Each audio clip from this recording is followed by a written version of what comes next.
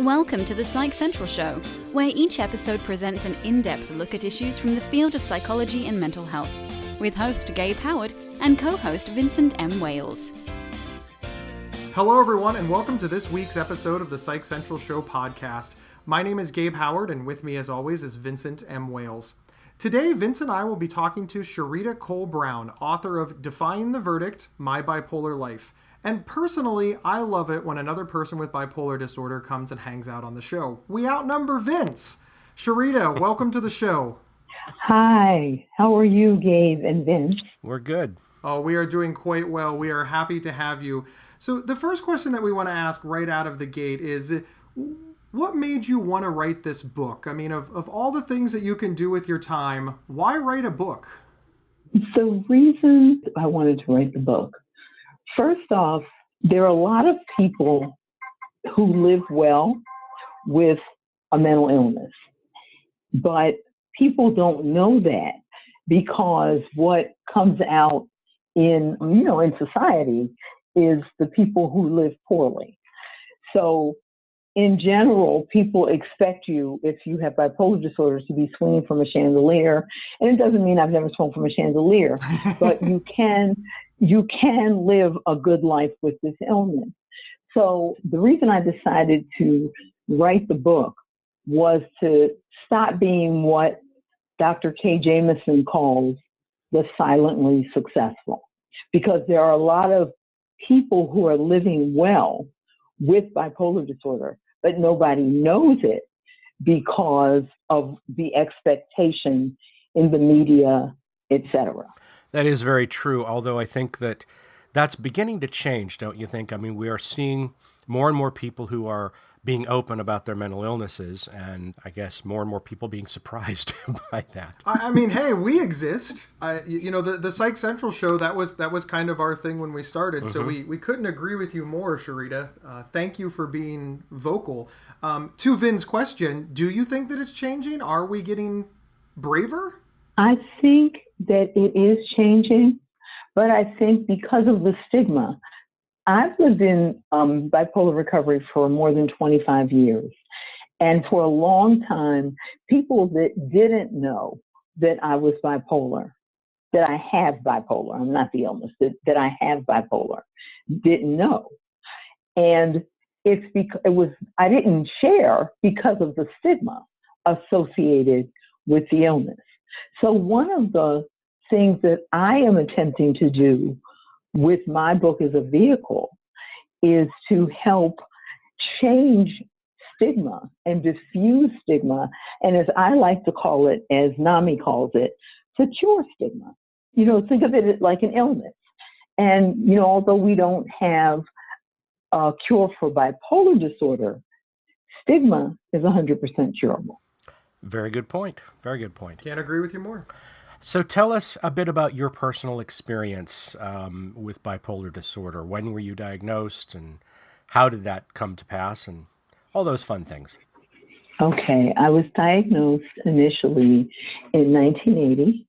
I was a student at Wesleyan University. I had just turned 21, and it was interesting because 21 used to be the median age of diagnosis. So I was right in, if we could call it a sweet spot. It's not a sweet spot, but I was right there.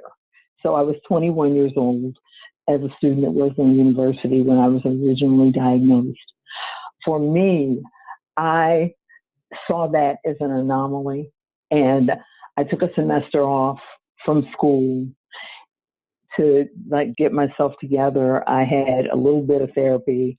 I came back to school. And then in 1982, 2 months before graduation, I had a psychotic break. And in 1980, I was committed to a hospital because 2 doctors said I was a danger to myself and others. And then in 1982, I had a wonderful psychologist at Wesleyan, and she sent me home because she did not want the same thing to happen to me. So my parents took me to a therapist and said, given the severity and frequency of my episodes, I had my first depression at 16. given the severity and frequency, as you guys probably know, every time you have an up and a down, it affects your brain. So the therapist told my parents that what they were probably looking at was this brilliant young woman who would probably eventually end up in custodial care. And that's a very hopeless thing to hear. How did you and your family take this? The thing was, my mom was kind of numb to it because my mother was raised by an actively bipolar mother. So, I have a genetic illness. My grandmother had bipolar type 1 disorder. I have a great uncle with bipolar type 1 disorder. So for my mother, it was too much. And I will interject that I have a girlfriend who is a psychologist, and you have to understand that was 1982. We're in 2018. She said that no therapist worth their salt nowadays would speak that to a family or to a client because it is the death knell. And that was the way I received it, as the death knell. You are very right. We've come a long way in the way that we talk about these illnesses and, more importantly, the amount of hope that patients are given. I was diagnosed in 2003 with bipolar disorder, and as soon as I heard the diagnosis, I myself believed that I was going to end up in custodial care, join a group home, and my life was over. No. But over the next couple of days that I was in the psychiatric hospital, they quickly explained to me that no, with management, I can be well. So just between the amount of time from your diagnosis to my diagnosis, we've seen some major differences in how they talk to patients and families. So I think that's right. Your advocacy is working. And people have to understand when you are so bravely, Gabe, talking about your illness, it's a 20-year span. Right. It's very true. So in a 20-year span, people have grown in what they see and what they say. So for me, and I have adult daughters, and one of the things I always said with my daughters was that you have to be careful how you speak over your children, what they hear, what you speak into their spirits. So that was what was spoken over me. And it just wasn't good. And it was it just put me in a fight. I was immediately in a fight. Thank you so much for that answer, Sharita. We'll be back in a moment after we hear from our sponsor. This episode is sponsored by BetterHelp.com. Secure, convenient, and affordable online counseling. All counselors are licensed, accredited professionals. Anything you share is confidential. Schedule secure video or phone sessions, plus chat and text with your therapist whenever you feel it's needed. A month of online therapy often costs less than a single traditional face-to-face session. Go to BetterHelp.com/Psych Central and experience 7 days of free therapy to see if online counseling is right for you. BetterHelp.com/Psych Central. Welcome back, everyone. We're here with Sharita Cole-Brown talking about her bipolar life. One of the things that you talked about in your press packet was some of the differences between being bipolar in the African American community. Now, I'll be the first to admit I'm a white guy. I'm a white middle-class man, straight. This is the only version of bipolar disorder that I know. But I'm not foolish enough to believe that just because we have the same illness that it is played out the same way in our lives. Can you speak to that a little bit? What a great question.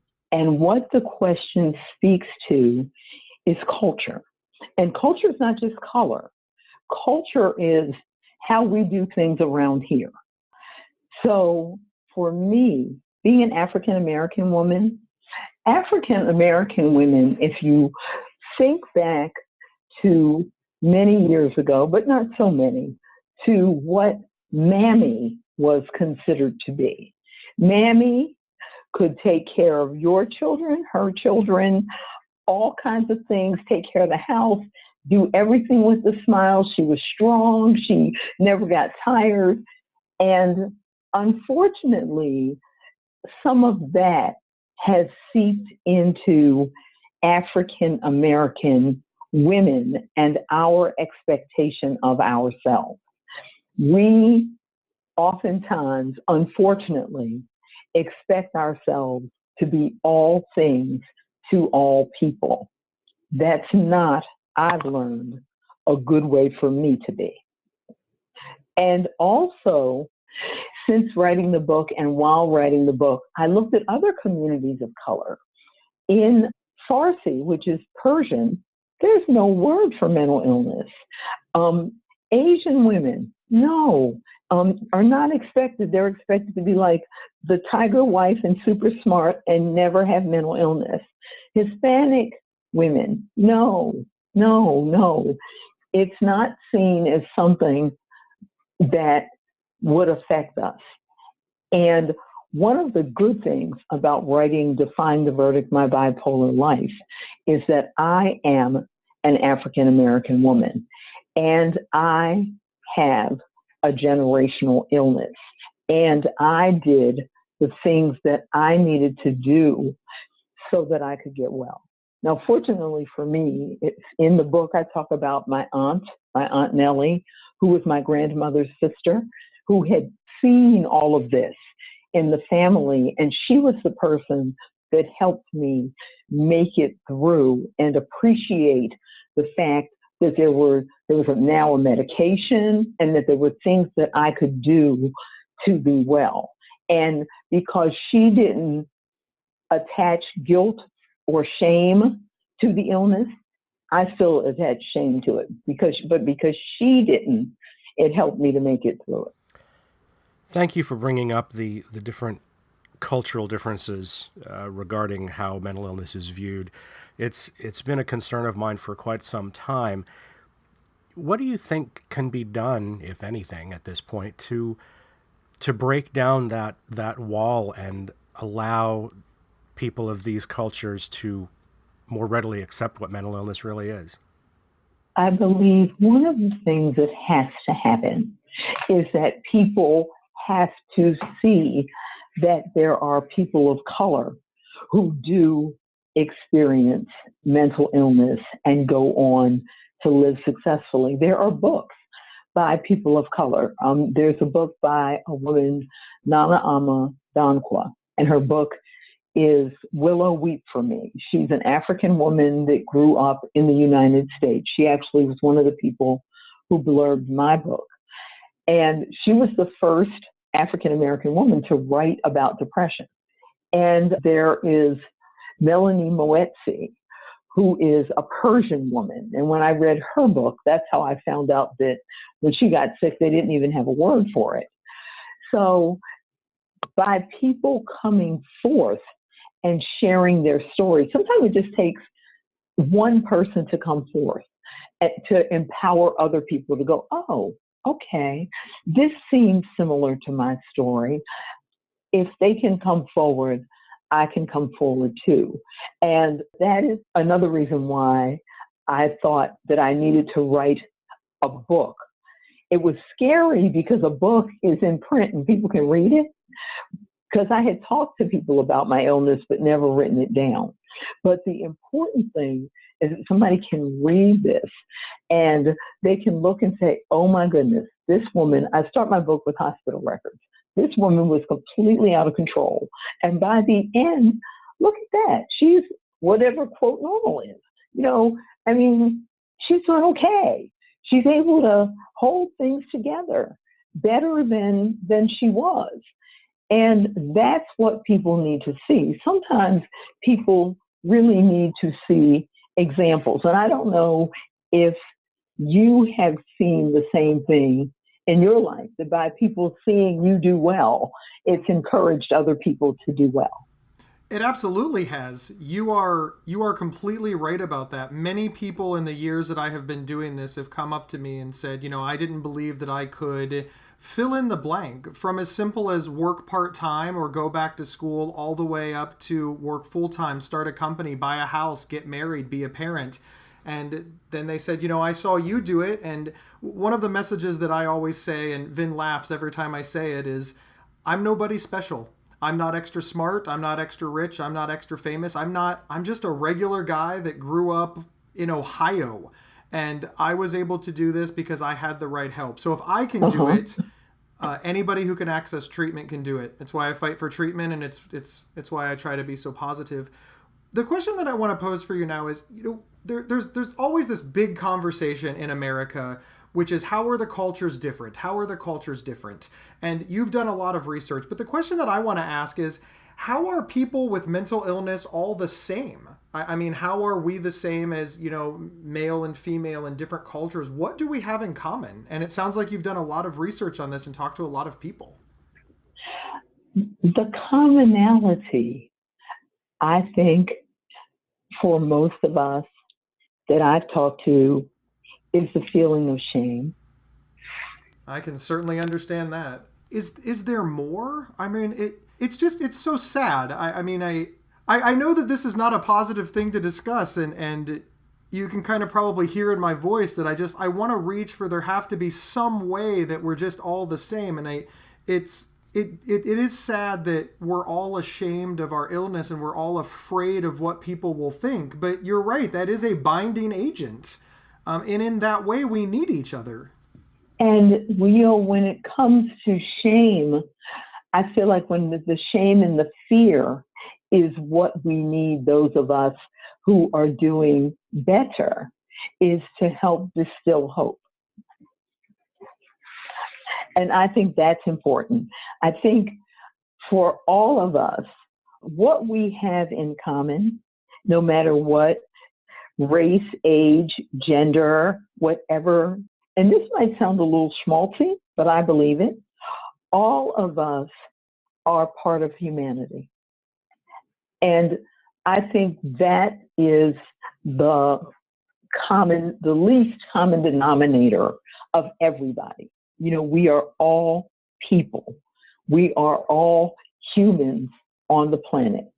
I'm a Christian person. I believe that everybody deserves compassion. So I think that's a common denominator, that no matter who we are all human beings here together. All of us are like a blind man trying to cross the street. And when you think about it like that, it makes us more willing to help each other. If you think, I'm a blind man trying to cross the street, that guy over there, that woman over there, no matter what color, age, gender, if you think about it like that we're all just trying to make it through. We're all just trying to cross the street. We don't have a plan here. But if we help each other, it makes it easier. Very well put. I totally agree that compassion is something that we need to have more of in this world. And compassion is free. We should spread that everywhere. Yeah. It doesn't cost a nothing. dime to be considerate to people. I can't agree more. I'm sorry, Vin, I cut you off. Please ask your question. That's quite all right. I got excited. I'll be considerate.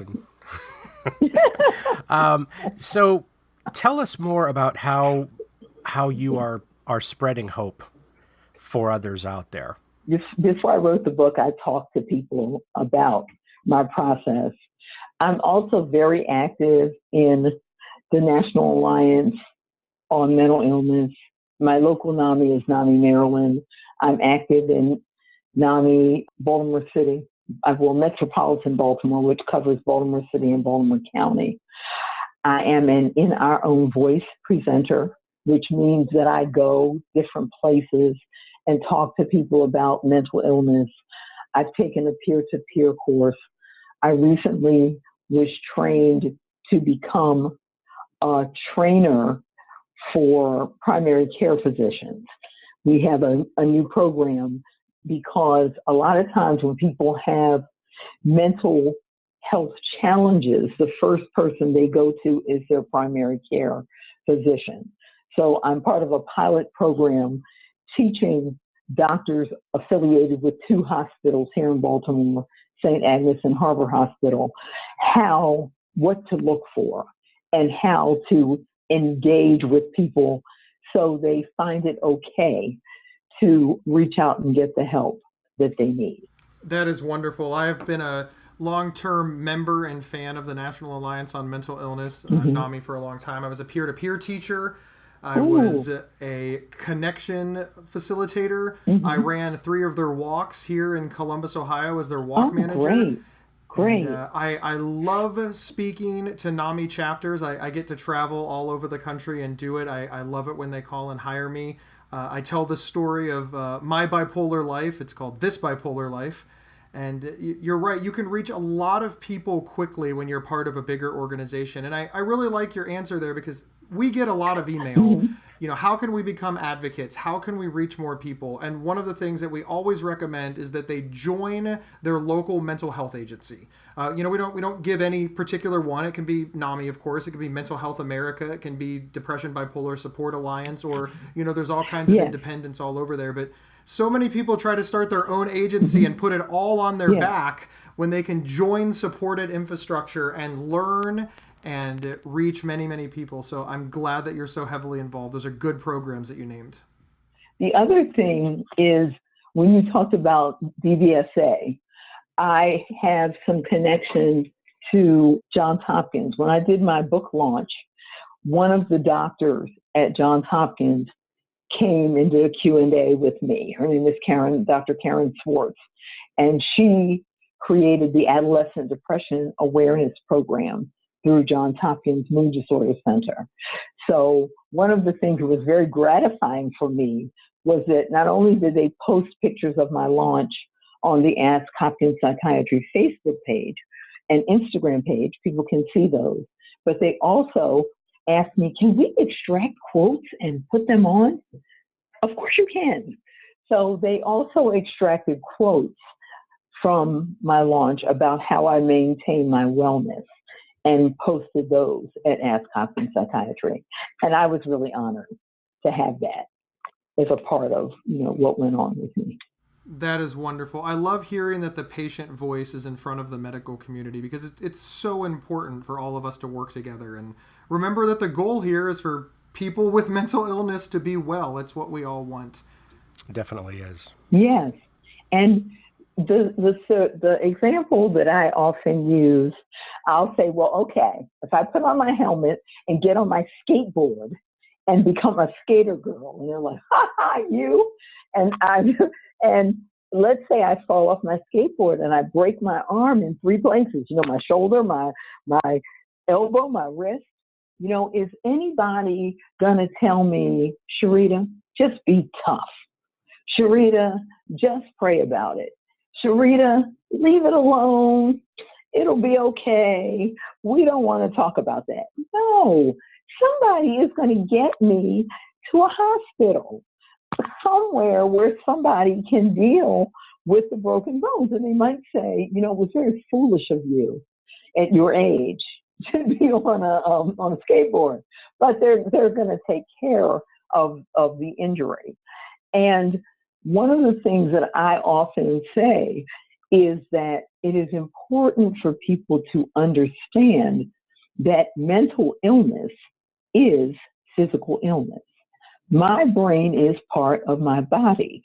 So the same way you would be concerned about my broken arm, we need to be concerned about brain health and mental wellness. Absolutely. These are things that we've been saying all along. In fact, that you sounded like Gabe there for a minute. Did I? Yeah. Great minds always think alike. Great minds think alike. That's right, Gabe. They do. They do.